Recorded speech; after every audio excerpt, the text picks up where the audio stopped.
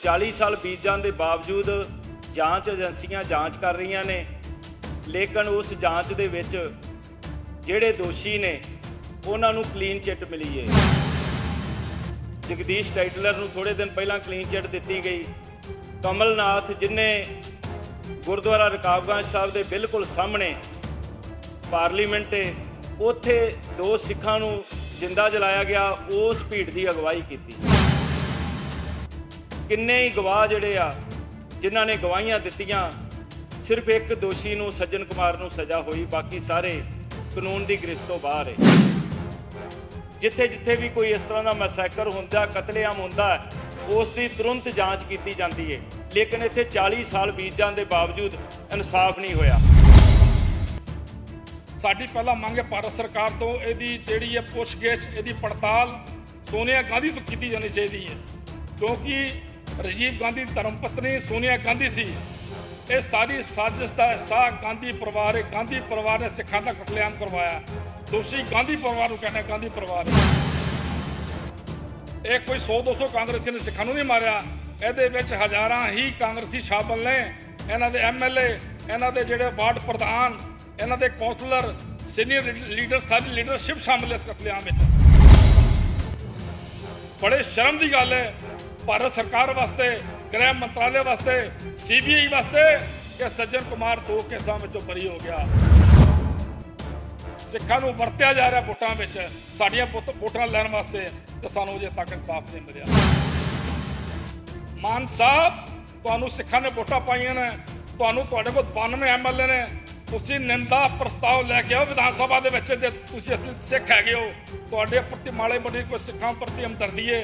जे तुसीं सिखां, जे 1984 के कत्लेआम पीड़तां नूं श्रद्धांजलि देना चाहते हो, विधान सभा मता लैके 21 तरीक नूं निंदा प्रस्ताव पास करो कि जिन्ने कांग्रेसी ने जिन्ना कतलेआम करवाया सी, वो दोषियों नूं तुरंत भारत सरकार सजावां दिवावे। 84 ਦੇ ਵਿੱਚ ਸਾਨੂੰ ਕਾਂਗਰਸੀਆਂ ਨੇ ਲੁੱਟਿਆ, ਕੁੱਟਿਆ, ਮਾਰਿਆ। 2 ਦਿਓਰ ਮੇਰੀਆਂ ਅੱਖਾਂ ਦੇ ਸਾਹਮਣੇ ਜਿੰਦੇ ਮੂੰਹ ਦੇ ਵਿੱਚ ਤੇਲ ਪਾ ਕੇ ਸਾੜੇ ਗਏ।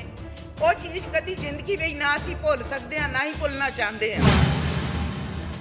ਜਿਨ੍ਹਾਂ ਕਾਤਲ ਕਾਂਗਰਸੀਆਂ ਨੇ ਸਾਨੂੰ ਇਹ ਜ਼ਖਮ ਦਿੱਤੇ ਨੇ, ਅਸੀਂ ਜਦੋਂ ਤੱਕ ਜਿੰਦੇ ਹਾਂ ਉਹਨਾਂ ਦੇ ਖਿਲਾਫ ਬੋਲਾਂਗੇ। ਉਹ ਤੋਂ ਬਾਅਦ ਸਾਡੀ ਜਿਹੜੀ ਅਗਲੀ ਪੀੜ੍ਹੀ, ਸਾਡੇ ਬੱਚੇ ਵੀ ਉਹਨਾਂ ਦੇ ਖਿਲਾਫ ਹੀ ਰਹਿਣਗੇ। ਪਹਿਲਾਂ ਤਾਂ ਸਾਰੇ पत्रकार साहिबान नूं फतेह बुलाउणा। वाहिगुरू जी का खालसा, वाहिगुरू जी की फतेह। अज आपां एक बहुत ही भयानक दुखांत बारे गल कर रहे हैं, जिस तो तुसीं सारे चंगी तरह जाणू जे। नवंबर 1984 सिख नस्लकुशी, जो कि 31 अक्तूबर नूं देश की प्रधानमंत्री इंदिरा गांधी की मौत तो तुरंत बाद देश के अलग अलग राज्यां दे विच सिखां दा भयानक कतलेआम किया गया। 1 नवंबर तो लैके 10 नवंबर तक देश के अलग अलग राज्यों, जिन्हां च देश की राजधानी दिल्ली, कानपुर, बकारो, हौंद चिल्लड़, रियासी, जम्मू कश्मीर ते अलग अलग राज्यों के विच सिखां नूं कोह के शहीद किया गया। लेकिन इस नवंबर नूं 1 नवंबर तक 39 साल हो जाने आ। मतलब कि 4 दहाके बीत जाने के बावजूद सिख कौम मंग की कर रहे हैं कि सानू इंसाफ दिता जाए, जिहड़े दोषी ने उन्हां नूं सजावां दित्तियां जाण। ते सरकार की कहिंदी है कि असीं जांच करवा रहे हैं। 40 साल बीत जाने के बावजूद जांच एजेंसियां जांच कर रही ने, लेकिन उस जांच दे विच जिहड़े दोषी ने उन्हां नूं क्लीन चिट मिली है। जगदीश टाइटलर नूं थोड़े दिन पहलां क्लीन चिट दित्ती गई। कमलनाथ जिन्हें गुरुद्वारा रकाबगंज साहब के बिल्कुल सामने पार्लीमेंट है, उत्थे 2 सिखां नूं जिंदा जलाया गया, उस भीड़ की अगवाई की। और वो खुद मन्निया, इंडियन एक्सप्रैस के सीनियर रिपोर्टर सूरी जी के सामने उन्हां दा जिहड़ा जो उस वेले दिखांत वापरिया सी, उस दी बकायदा वो रिपोर्टर साहब ने कहा कि मैं बयान दिता उस वक्त भी तो हुण भी देण लई तैयार हाँ। किन्ने ही गवाह जिहड़े आ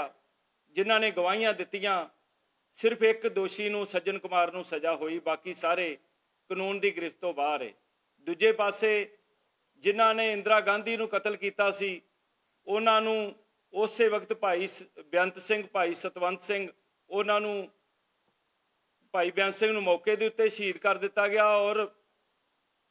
ਭਾਈ ਸਤਵੰਤ ਸਿੰਘ ਤੇ ਭਾਈ ਕੇਰ ਸਿੰਘ ਨੂੰ ਕੁਝ ਹੀ ਸਾਲਾਂ ਦੇ ਵਿੱਚ ਟ੍ਰਾਇਲ ਕਰਕੇ ਤੇ ਉਹਨਾਂ ਨੂੰ ਫਾਂਸੀ ਤੇ ਫੰਦੇ ਤੇ ਚੜਾ ਦਿੱਤਾ ਗਿਆ।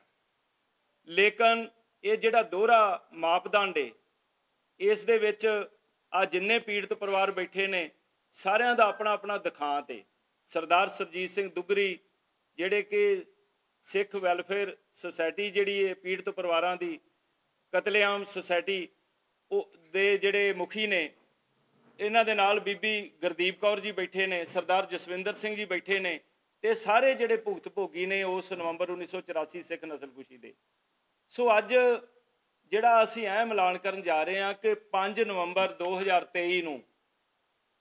ਲੁਧਿਆਣਾ ਦੇ ਦੁੱਗਰੀ ਵਿਖੇ ਸਿੰਘ ਸਭਾ ਗੁਰਦੁਆਰਾ ਸਾਹਿਬ, ਜਿੱਥੇ ਸ੍ਰੀ ਗੁਰੂ ਗ੍ਰੰਥ ਸਾਹਿਬ ਜੀ ਦੀ ਹਜ਼ੂਰੀ ਦੇ ਵਿੱਚ ਇੱਕ ਸ਼ਹੀਦੀ ਸਮਾਗਮ ਕਰਾਇਆ ਜਾ ਰਿਹਾ, ਉੱਥੇ ਨਾਲ ਹੀ ਇੱਕ ਸਮਾਂ ਦਿੱਤਾ ਗਿਆ ਹੈ ਸਰਕਾਰ ਨੂੰ ਕਿ ਜੇ ਇਸ ਸਮੇਂ ਦੇ ਦਰਮਿਆਨ ਫਾਸਟ ਟਰੈਕ ਅਦਾਲਤਾਂ ਬਣਾ ਕੇ ਕਮਲਨਾਥ, ਜਗਦੀਸ਼ ਟਾਈਟਲਰ ਤੇ ਜਿੰਨੇ ਵੀ ਤਮਾਮ ਦੋਸ਼ੀ ਨੇ ਉਹਨਾਂ ਨੂੰ ਸਜ਼ਾਵਾਂ ਦੇਣ ਲਈ ਕੋਈ ਸਰਕਾਰ ਪ੍ਰਬੰਧ ਨਹੀਂ ਕਰਦੀ, ਤਾਂ ਅਸੀਂ ਜਿਹੜੇ ਇਲੈਕਸ਼ਨ ਦੇ ਦਰਮਿਆਨ ਜਿਹੜੇ ਪਾਰਲੀਮੈਂਟ ਦੇ ਮੈਂਬਰ ਚੋਣ ਲੜਨਗੇ, ਭਾਵੇਂ ਉਹ ਕਿਸੇ ਵੀ ਪਾਰਟੀ ਦੇ ਹੋਣ, ਜਿਨ੍ਹਾਂ ਦਾ ਸਬੰਧ ਇਸ ਨਵੰਬਰ 1984 ਸਿੱਖ ਨਸਲਕੁਸ਼ੀ ਦੇ ਨਾਲ ਹੈਗਾ, ਉਹਨਾਂ ਨੂੰ ਘਰਾਓ ਵੀ ਉਹਨਾਂ ਦਾ ਕੀਤਾ ਜਾਵੇਗਾ। ਔਰ ਨਾਲ ਇਹ ਜਿਹੜਾ ਅਸੀਂ ਇੱਕ ਫੈਸਲਾ ਕੀਤਾ ਕਿ ਫਾਸਟ ਟਰੈਕ ਅਦਾਲਤਾਂ ਦੇ ਵਿੱਚ ਜਿਹੜੇ ਕੇਸ ਜਦੋਂ ਤੱਕ ਚਲਾਏ ਨਹੀਂ ਜਾਣਗੇ ਉਦੋਂ ਤੱਕ ਪੀੜਤ ਪਰਿਵਾਰਾਂ ਨੂੰ ਇਨਸਾਫ ਨਹੀਂ ਮਿਲੇਗਾ। ਸੋ ਇਹ ਫਾਸਟ ਟਰੈਕ ਅਦਾਲਤਾਂ ਦੇਸ਼ ਦੇ ਪ੍ਰਧਾਨ ਮੰਤਰੀ ਨਰਿੰਦਰ ਮੋਦੀ ਜੀ, ਅਮਿਤ ਸ਼ਾਹ ਜੀ ਕਹਿੰਦੇ ਨੇ ਕਿ ਸਾਡੇ ਰਾਜ ਦੇ ਵਿੱਚ ਸਭ ਤੋਂ ਜ਼ਿਆਦਾ ਇਨਸਾਫ ਹੋਇਆ। ਅਸੀਂ ਇਹ ਗੱਲ ਕਹਿਣੀ ਚਾਹੁੰਦੇ ਹਾਂ ਕਿ ਜੇ ਵਾਕਈ ਤੁਸੀਂ ਇਨਸਾਫ ਦੇਣਾ ਚਾਹੁੰਦੇ ਹੋ ਤਾਂ ਫਿਰ ਫਾਸਟ ਟਰੈਕ ਅਦਾਲਤਾਂ ਗਠਿਤ ਕੀਤੀਆਂ ਜਾਣ। ਇਹ ਕਿਉਂ ਨਹੀਂ ਕੀਤੀਆਂ ਜਾ ਰਹੀਆਂ? ਹਰ ਜਗ੍ਹਾ ਦੇ ਉੱਤੇ ਜਿੱਥੇ ਜਿੱਥੇ ਵੀ ਕੋਈ ਇਸ ਤਰ੍ਹਾਂ ਦਾ ਮੈਸੈਕਰ ਹੁੰਦਾ, ਕਤਲੇਆਮ ਹੁੰਦਾ, ਉਸ ਦੀ ਤੁਰੰਤ ਜਾਂਚ ਕੀਤੀ ਜਾਂਦੀ ਹੈ, ਲੇਕਿਨ ਇੱਥੇ 40 ਸਾਲ ਬੀਤ ਜਾਣ ਦੇ ਬਾਵਜੂਦ ਇਨਸਾਫ ਨਹੀਂ ਹੋਇਆ। ਦੂਜੀ ਸਾਡੀ ਮੰਗ ਸ਼੍ਰੋਮਣੀ ਗੁਰਦੁਆਰਾ ਪ੍ਰਬੰਧਕ ਕਮੇਟੀ ਤੋਂ ਹੈ। ਜਦੋਂ ਹੌਂਦ ਚਿੱਲੜ 18 ਫਰਵਰੀ 2011 ਨੂੰ ਦੁਨੀਆ ਦੇ ਸਾਹਮਣੇ ਆਇਆ, ਲੈ ਕੇ ਅਸੀਂ ਆਏ, ਉਸ ਵਕਤ ਦੇਸ਼ ਦੀ ਪਾਰਲੀਮੈਂਟ ਦੇ ਵਿੱਚ, ਰਾਜ ਸਭਾ ਦੇ ਵਿੱਚ ਔਰ ਦੋਵਾਂ ਵਿਧਾਨ ਸਭਾ, ਪੰਜਾਬ ਵਿਧਾਨ ਸਭਾ ਤੇ ਹਰਿਆਣਾ ਦੀ ਵਿਧਾਨ ਸਭਾ ਦੇ ਵਿੱਚ ਗੂੰਜ ਪਈ ਸੀ ਕਿ ਜੈਨੋਸਾਈਡ ਜਿਹੜਾ ਕੀਤਾ ਗਿਆ, ਜਿਹੜੇ ਖੰਡਰ ਬਣਾਏ ਗਏ ਨੇ ਉਸ ਪਿੰਡ ਹੌਂਦ ਚਿੱਲੜ ਨੂੰ, ਤਾਂ ਇਹ ਐਡਾ ਵੱਡਾ ਨਰਸੰਹਾਰ ਹੋਇਆ ਹੈ। ਇਹ ਜਲਿਆਂਵਾਲੇ ਬਾਗ ਦੇ ਬਰਾਬਰ ਤੁਲਨਾ ਉਸ ਵੇਲੇ ਦੇ ਜਿਹੜੇ ਮੀਡੀਆ ਨੇ ਕੀਤੀ ਸੀ, ਤੇ ਅੱਜ ਵੀ ਮੀਡੀਆ ਉਸੇ ਤਰ੍ਹਾਂ ਸਾਰਾ ਕੁਝ ਦੇਖ ਰਿਹਾ ਹੈ। ਸੋ ਅਸੀਂ ਇੱਕ ਬੇਨਤੀ ਕਰਾਂਗੇ ਸ਼੍ਰੋਮਣੀ ਗੁਰਦੁਆਰਾ ਪ੍ਰਬੰਧਕ ਕਮੇਟੀ ਨੂੰ ਕਿ ਸ੍ਰੀ ਅਕਾਲ ਤਖਤ ਸਾਹਿਬ ਜੀ ਦੇ ਜਥੇਦਾਰ ਸਾਹਿਬ ਨੇ 6 ਮਾਰਚ 2011 ਨੂੰ ਖੁਦ ਹੌਂਦ ਚਿੱਲੜ ਪਹੁੰਚ ਕੇ ਉੱਥੇ ਨੀਂਹ ਪੱਥਰ ਰੱਖ ਕੇ ਐਲਾਨ ਕੀਤਾ ਸੀ ਕਿ ਇੱਥੇ ਜੈਨੋਸਾਈਡ ਮੈਮੋਰੀਅਲ ਬਣਾਇਆ ਜਾਵੇਗਾ। ਉਸ ਤੋਂ ਬਾਅਦ ਸ਼੍ਰੋਮਣੀ ਗੁਰਦੁਆਰਾ ਪ੍ਰਬੰਧਕ ਕਮੇਟੀ ਨੇ ਮਹਿਰੂਮ ਜਥੇਦਾਰ ਅਵਤਾਰ ਸਿੰਘ ਮੱਕੜ ਜਦੋਂ ਪ੍ਰਧਾਨ ਸਨ ਤਾਂ ਉਹਨਾਂ ਨੇ ਐਗਜੈਕਟਿਵ ਦੇ ਵਿੱਚ ਮਤਾ ਪਾਸ ਕਰਕੇ ਇੱਕ ਬਾਬਾ ਦਵਿੰਦਰ ਸਿੰਘ ਫਗਵਾੜਾ ਤੋਂ ਸੀ, ਉਹਨਾਂ ਨੂੰ ਕਾਰ ਸੇਵਾ ਸੌਂਪ ਦਿੱਤੀ ਸੀ ਕਿ ਇੱਥੇ ਜੈਨੋਸਾਈਡ ਮੈਮੋਰੀਅਲ ਬਣਾਉਣ ਲਈ ਤੁਸੀਂ ਸਾਰੀ ਸੇਵਾ ਕਰੋਗੇ। ਪਰ ਉਹ ਬਾਬਾ ਜੀ ਕੁਝ ਦਿਨਾਂ ਬਾਅਦ ਉਹਨਾਂ ਦਾ ਐਕਸੀਡੈਂਟ ਹੋ ਗਿਆ, ਉਹ ਸਵਰਗਵਾਸ ਹੋ ਗਏ, ਲੇਕਿਨ ਉਦੋਂ ਤੋਂ ਲੈ ਕੇ ਅੱਜ ਤੱਕ ਉਹ ਪੈਂਡਿੰਗ ਪਿਆ ਹੈ। ਉਹ ਜਿਹੜਾ ਸ਼੍ਰੋਮਣੀ ਗੁਰਦੁਆਰਾ ਪ੍ਰਬੰਧਕ ਕਮੇਟੀ ਦੇ ਮੌਜੂਦਾ ਪ੍ਰਧਾਨ ਐਡਵੋਕੇਟ ਹਰਜਿੰਦਰ ਸਿੰਘ ਧਾਮੀ ਜੀ ਨੂੰ ਅਸੀਂ ਅਪੀਲ ਕਰਦੇ ਹਾਂ ਕਿ ਬਿਨਾਂ ਕਿਸੇ ਦੇਰੀ ਦੇ ਉਹ ਜਿਹੜਾ ਸਿੱਖ ਜੈਨੋਸਾਈਡ ਮੈਮੋਰੀਅਲ ਉਸੇ ਤਰਜ਼ ਤੇ ਜਿਵੇਂ ਜਲਿਆਂਵਾਲੇ ਬਾਗ ਦੇ ਵਿੱਚ ਖੂਨੀ ਸਾਕਾ 13 ਅਪ੍ਰੈਲ 1999 ਦੀ ਵਿਸਾਖੀ ਨੂੰ ਜਿਵੇਂ ਉਸ ਵੇਲੇ ਦੇ ਜਨਰਲ ਐਡਵਾਇਰ ਨੇ ਕੀਤਾ, ਤੇ ਉਹ ਸਾਰਾ ਅੱਜ ਦੇਸ਼ ਦੁਨੀਆ ਦੇ ਵਿੱਚ ਉਹ ਯਾਦਗਾਰ ਨਜ਼ਰ ਆ ਰਹੀ ਹੈ ਅੰਮ੍ਰਿਤਸਰ ਸਾਹਿਬ ਦੀ ਪਵਿੱਤਰ ਧਰਤੀ ਤੇ। ਇਸੇ ਤਰੀਕੇ ਦੇ ਨਾਲ ਹੌਂਦ ਚਿੱਲੜ ਨੇੜੇ ਰਵਾੜੀ, ਗੜਗਾਉਂ, ਇਹ ਜਿਹੜੀ ਯਾਦਗਾਰ ਹੈ ਬਿਨਾਂ ਕਿਸੇ ਦੇਰੀ ਦੇ ਬਣਾਈ ਜਾਵੇ। ਜਿਨ੍ਹਾਂ ਲੋਕਾਂ ਨੇ ਉਹ ਜ਼ਮੀਨ ਖਰੀਦ ਵੀ ਲਈ ਸੀ ਪੀੜਤ ਪਰਿਵਾਰਾਂ ਤੋਂ, ਉਹ ਜ਼ਮੀਨ ਛੱਡਣ ਲਈ ਤਿਆਰ ਨੇ। ਸੋ ਉੱਥੇ ਉਹਨੂੰ ਪ੍ਰਜ਼ਰਵ ਕੀਤਾ ਜਾਵੇ, ਉਹ ਖੰਡਰ ਉਸੇ ਤਰ੍ਹਾਂ ਹੀ ਬਰਕਰਾਰ ਰਹਿਣੇ ਚਾਹੀਦੇ ਤਾਂ ਕਿ ਉਸ ਵੇਲੇ ਦੀਆਂ ਸਰਕਾਰਾਂ ਜਿਨ੍ਹਾਂ ਨੇ ਸਿੱਖ ਕੌਮ ਦੇ ਉੱਤੇ ਜ਼ੁਲਮ ਕੀਤਾ, ਕਾਂਗਰਸ ਸਰਕਾਰ ਨੇ ਜਿਸ ਦੀ ਅਗਵਾਈ ਕੀਤੀ, ਸਰਪ੍ਰਸਤੀ ਦਿੱਤੀ, ਉਹਨਾਂ ਨੂੰ ਸ਼ਰਮ ਆਵੇ ਕਿ ਅਸੀਂ ਆਪਣੇ ਹੀ ਦੇਸ਼ ਦੇ ਨਾਗਰਿਕਾਂ ਨੂੰ ਕਿਵੇਂ ਕੋਹ ਕੇ ਸ਼ਹੀਦ ਕੀਤਾ। ਔਰ ਉਹਨਾਂ ਦੇ ਵਿੱਚ ਇੱਕ ਇੰਦਰਜੀਤ ਸਿੰਘ ਨਾਂ ਦੇ ਫੌਜੀ ਜਵਾਨ ਸਨ, ਫੌਜੀ ਵਰਦੀ ਦੇ ਵਿੱਚ, ਜਿਹੜੇ ਉਹ ਸਰਦਾਰਾਂ ਦੇ ਕੋਲ ਪਨਾਹ ਲੈਣ ਆਏ ਸੀ ਹੌਂਦ ਚਿੱਲੜ ਦੇ ਵਿੱਚ, ਉਹਨਾਂ ਨੂੰ ਵੀ ਉੱਥੇ ਜਿੰਦਾ ਜਲਾ ਦਿੱਤਾ ਗਿਆ ਸੀ। ਸੋ ਇਸ ਤਰ੍ਹਾਂ ਦਾ ਭਿਆਨਕ ਦੁਖਾਂਤ ਜਿਹੜਾ ਦੇਸ਼ ਦੇ ਅੰਦਰ ਵਾਪਰਿਆ ਹੈ, ਜੇ ਭਵਿੱਖ ਦੇ ਵਿੱਚ ਇਹੋ ਜਿਹਾ ਘਟਨਾਕ੍ਰਮ ਕਿਤੇ ਵੀ ਨਾ ਵਾਪਰੇ, ਉਸ ਲਈ ਇਹੋ ਜਿਹੇ ਕਾਤਲ ਲੋਕਾਂ ਨੂੰ ਸਜ਼ਾਵਾਂ ਦੇਣੀਆਂ ਬੜੀਆਂ ਜ਼ਰੂਰੀ ਨੇ। ਸੋ ਕੁਝ ਮੰਗਾਂ ਜਿਹੜੀਆਂ ਇੱਥੇ ਪੀੜਤ ਪਰਿਵਾਰਾਂ ਨਾਲ ਸੰਬੰਧਿਤ, ਜਿਵੇਂ ਉਹਨਾਂ ਦੇ ਰੈੱਡ ਕਾਰਡ ਨੇ ਜਾਂ ਮੁੜ ਵਸੇਬੇ ਦੇ ਲਈ ਉਹਨਾਂ ਨੂੰ ਅੱਜ ਪਰੇਸ਼ਾਨ ਕੀਤਾ ਜਾ ਰਿਹਾ, ਜਿਨ੍ਹਾਂ ਦੇ ਰੈੱਡ ਕਾਰਡ ਰੱਦ ਕਰ ਦਿੱਤੇ ਗਏ ਔਰ ਬਹਾਨਾ ਬਣਾ ਕੇ ਅੱਜ ਦੁੱਗਰੀ ਏਰੀਆ ਜਿਹੜਾ ਪੰਜਾਬ ਦੇ ਵਿੱਚ, ਹਰਿਆਣਾ, ਆਪਣੇ ਲੁਧਿਆਣੇ ਜ਼ਿਲ੍ਹੇ ਦੇ ਵਿੱਚ, ਸ਼ਹਿਰ ਦੇ ਵਿੱਚ, ਉੱਥੇ ਪੀੜਤ ਪਰਿਵਾਰ ਰਹਿੰਦੇ ਨੇ, ਉੱਥੇ ਕਬਜ਼ਾ ਕੀਤਾ ਜਾ ਰਿਹਾ ਕੁਝ ਗੁੰਡਾ ਅਨਸਰਾਂ ਵੱਲੋਂ ਧੱਕੇ ਦੇ ਨਾਲ, ਔਰ ਪ੍ਰਸ਼ਾਸਨ ਮੂਕ ਦਰਸ਼ਕ ਬਣ ਕੇ ਦੇਖ ਰਿਹਾ। ਉਹਦੇ ਬਾਰੇ ਸਰਦਾਰ ਸਰਜੀਤ ਸਿੰਘ ਦੁੱਗਰੀ ਤੁਹਾਡੇ ਨਾਲ ਜਿਹੜਾ ਆਪਣਾ ਜਿਹੜਾ ਦੁੱਖ ਹੈ ਉਹ ਸਾਂਝਾ ਕਰਨਗੇ। ਵਾਹਿਗੁਰੂ ਜੀ ਕਾ ਖਾਲਸਾ, ਵਾਹਿਗੁਰੂ ਜੀ ਕੀ ਫਤਿਹ। ਅੱਜ ਅਸੀਂ 1984 ਦੇ ਵਿੱਚ ਜਿਹੜਾ ਕਤਲੇਆਮ ਦਿੱਲੀ, ਕਾਨਪੁਰ, ਬੁਖਾਰੋ, ਹਿੰਦੁਸਤਾਨ ਦੇ ਵੱਖ-ਵੱਖ ਸੂਬਿਆਂ 'ਚ ਹੋਇਆ ਸੀ, ਅੱਜ 39 ਸਾਲ ਹੋ ਗਏ ਨੇ, ਸਾਨੂੰ ਇਨਸਾਫ ਨਹੀਂ ਮਿਲਿਆ ਸਿੱਖ ਕੌਮ ਨੂੰ। ਅਸੀਂ ਇੱਕ ਵੱਡਾ ਐਜੀਟੇਸ਼ਨ ਉਲੀਕਣ ਵਾਸਤੇ 5 ਨਵੰਬਰ ਨੂੰ ਲੁਧਿਆਣਾ ਵਿਖੇ ਬਰਸੀ ਮਨਾ ਰਹੇ ਹਾਂ, ਉਹਨਾਂ ਸ਼ਹੀਦਾਂ ਨੂੰ ਯਾਦ ਕਰਨ ਲੱਗੇ ਹਾਂ। ਮੋਦੀ ਸਾਹਿਬ ਨੇ ਕਿਹਾ ਸੀ ਅੱਜ ਤੋਂ 9 ਸਾਲ ਪਹਿਲਾਂ, ਜੇ ਸਾਡੀ ਸਰਕਾਰ ਬਣ ਗਈ ਅਸੀਂ ਫਸਟ ਡੇ ਕੋਟਾ ਬਣਾ ਕੇ ਤੇ ਇਹਨਾਂ ਨੂੰ ਸਜ਼ਾਵਾਂ ਦੇਵਾਂਗੇ। ਲੇਕਿਨ ਮੋਦੀ ਸਾਹਿਬ ਨੇ ਫਸਟ ਡੇ ਕੋਟਾ ਵੀ ਬਣਾਈਆਂ, ਕੁਝ ਸਮੇਂ ਵਾਸਤੇ CBI ਨੇ ਇਨਕੁਆਇਰੀ ਵੀ ਕੀਤੀ। ਸੱਜਣ ਕੁਮਾਰ ਜਿਹੜਾ ਉਹਦੇ ਖਿਲਾਫ ਪਰਚੇ ਦਰਜ ਹੋਏ, ਉਹ ਅੰਦਰ ਗਿਆ, ਉਹਨੂੰ ਉਮਰ ਕੈਦ ਹੋਈ। ਜਿਹੜਾ ਜਗਦੀਸ਼ ਟੈਟਲਰ ਹੈ ਉਹਦੇ ਖਿਲਾਫ ਅਜੇ ਤੱਕ ਕੋਈ ਕਾਰਵਾਈ ਨਹੀਂ ਹੋਈ, ਉਹਨੂੰ ਬਰੀ ਕਰ ਦਿੱਤਾ ਗਿਆ। राजीव गांधी ने एक नारा देता सी, जब कोई बड़ा पेड़ गिरता धरती हिलती है, खून का बदला खून। साडी पहला मंग है भारत सरकार तो इहदी जिहड़ी है पुछगिछ, इहदी पड़ताल सोनिया गांधी तो की जानी चाहिए, क्योंकि राजीव गांधी की धर्मपत्नी सोनिया गांधी सी।